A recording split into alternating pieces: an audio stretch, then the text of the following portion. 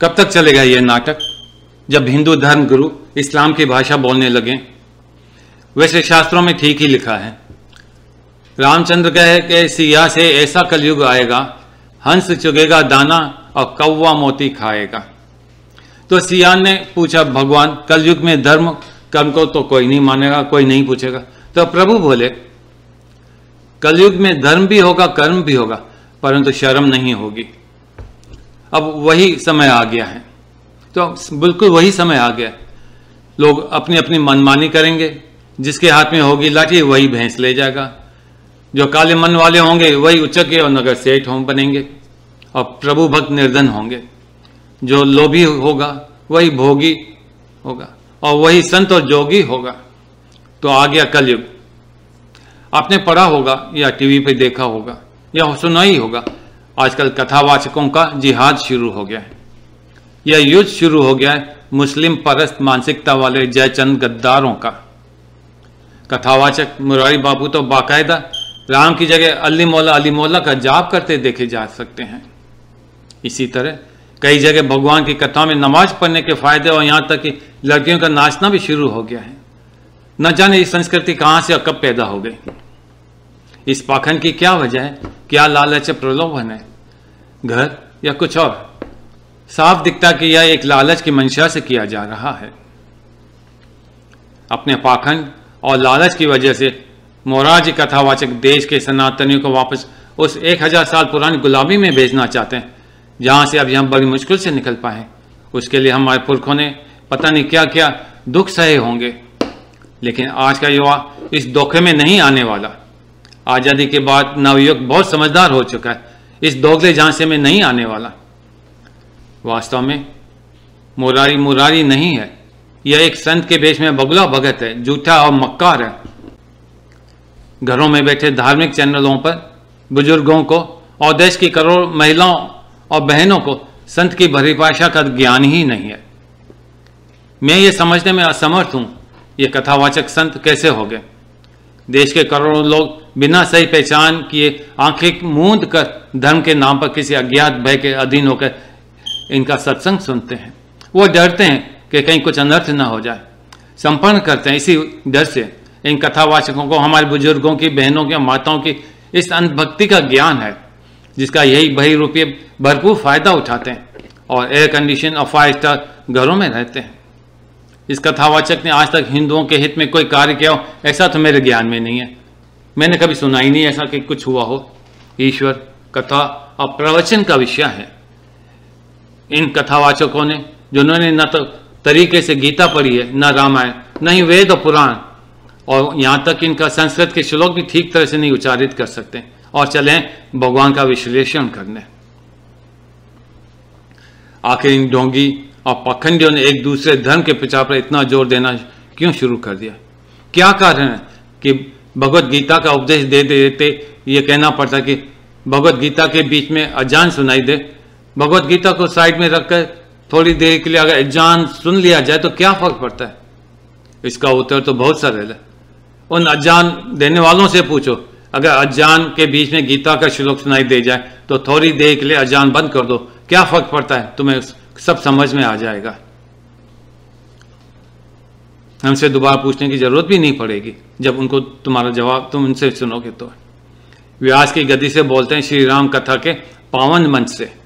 अल्लाह का नाद और श्री कृष्ण के मंच पर फिल्मी गाने का मजाक बना रखा है।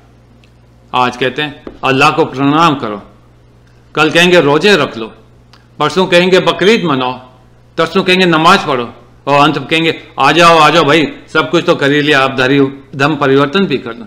क्या फर्क पड़ता है? क्या ये सब प्रवचन सुनने के लिए सनातनी तुम्हारी सभा में आते हैं? यही सत्संग तुम करते हो और यही सत्संग तुम्हारे बड़ों, बुजुर्गों, बहनों को सुनाते हो? धिक्कार है तुम पर, इस समाज के उन लोगों को जो चुप्पी साधे बैठे हैं और अंधभक्ति में पता नहीं चला कि कब राम प्रवचन की जगह अल्लाह ही अल्लाह बोलने लग गए। अगर अल्लाह मौला सुनना था तो सनातन गद्दी पर आने की जरूरत नहीं थी। यह तो कहीं भी बीच सड़क पे बोल सकते थे। यह मालूम होना चाहिए राम धर्म पर विश्वास करने का दूसरा नाम ही सत्य से साक्षात्कार होना है। सत्य से विमुख होना अर्थात पाप या अधर्म का भागीदार बनना है। अधर्म से लाभ प्राप्ति करने वाला क्या उस राम के चरित्र का वर्णन करेगा जो त्याग और सत्य की मूर्ति है? बिल्कुल नहीं, असंभव। आजकल यही मुरारी कथावाचक व्यासपीठ से वेदों में संशोधन की बात भी करने लग गया। इससे जाहिर होता है हिंदू समाज किसी गहरी नींद में सोया पड़ा है। जिससे खुद को वेदों का ज्ञान हो वो वेदों में संशोधन करने चला है। मैं पूछता हूं ये कौन से वेदों की डिग्री लेके आए हैं और किसने हक दिया कि वेदों में संशोधन करो? हमारे उन वेदों का जो आज से 5000 साल से भी ज्यादा पहले लिखे हुए हैं। जरा सोचो, जिस मजहब ने श्री राम मंदिर ढहाया, जिस राम मंदिर के लिए 10 लाख लोगों से ज्यादा का खून बहा, उस अयोध्या में बहा जहां हजारों साधुओं का रक्त भी बहा, और यह कथावाचक उसी राम की कथा के बीच में ऐसे मजहब का गुणगान क्यों करते हैं? यह आप ही को फैसला करना है। यह कर्म पाप है या पुण्य, धर्म है या अधर्म, आप खुद फैसला कीजिए। इसमें कोई मुश्किल वाला काम है ही नहीं। और मेरे लिए तो ये बड़े शोर और ग्लानि और लज्जास्पद बात है कि किस प्रकार कोई कथावाचक सनातन भावना को कुचल कर आगे बढ़ जाता है। कहिए कि जिस समय नमाज पढ़ी जाए तो हम भी प्रयास करें कि अपनी भागवत बंद करके 5 मिनट के लिए उनके लिए हम अल्लाह को प्रणाम करें। क्या जाता है, क्या फर्क? और हम मुख दशक की बातें देखते ही रह जाते हैं। वस्तुतः मुरारी कथावाचक इस सिद्धांत का एक लिविंग लीजेंड है जो दोहरी चाल में जीता है, जो इस चीज में विश्वास रखता है कि धर्म के लिए तो सनातन को चुने और धर्म के लिए इस्लाम को। अगर धर्म के लिए इस्लाम को चुनना है तो भाई जाओ वहीं पे रहो, यहां पे जरूरत नहीं है ऐसे लोगों की। धर्म का चुनाव आधा अधूरा नहीं होता, संपूर्ण होता है।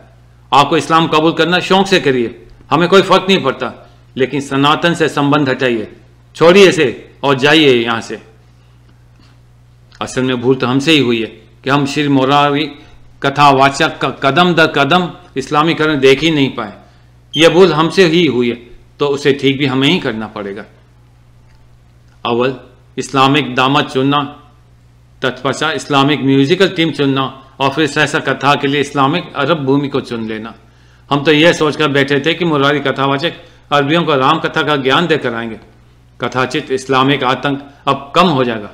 वस्तुतः परिणाम उल्टा ही निकला, बिल्कुल उल्टा निकला।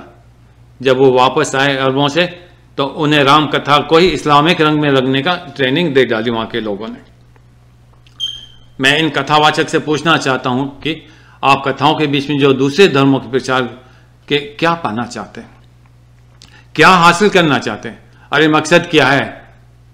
क्या लोगों का धर्म नष्ट करना चाहते हैं? अगर आपको अपना धर्म नष्ट करना तो शौक से करिए, लेकिन हम सनातनियों के बीच में आने की कोई जरूरत नहीं है। हमें कथावाचकों की कोई कमी नहीं है। ये सनातन देश है, इसमें कथावाचकों की कोई कमी नहीं। कमी है तो एक ईमानदार कथावाचकों की, जो समाज के साथ सत्य के साथ खड़े हो सकें और हमारे धर्म में लूटपाट मत करो। यह सब कुछ धन के लालच में, अरे यह सारा धन तो यहीं पे छोड़ के जाओगे तो तुम कौन सा ले जाओगे? सारी दुनिया छोड़ जाती है। ये तो सारी दुनिया को तुम भी सिखाते हो, या फिर तुम्हारी कोई और मजबूरी है तो खुलकर बात करो। लेकिन हम सनातनी को तुम जैसे लोगों की जरूरत कतई नहीं है। सनातन में एक ऊंचे ज्ञानी की जरूरत होती है, तुम लिटरों की जरूरत नहीं जो दूसरे के धर्म में जाकर अपने धर्म का मजाक उड़ाते हो। लानत है ऐसे पाखंडियों पर। कोई है इस देश में बोलने वाला कि मेरे देश का चरित्र बर्बाद कौन कर रहा है? कोई बोलेगा? कोई नहीं बोलेगा। हिम्मत ही नहीं है, जमीर मरा हुआ है।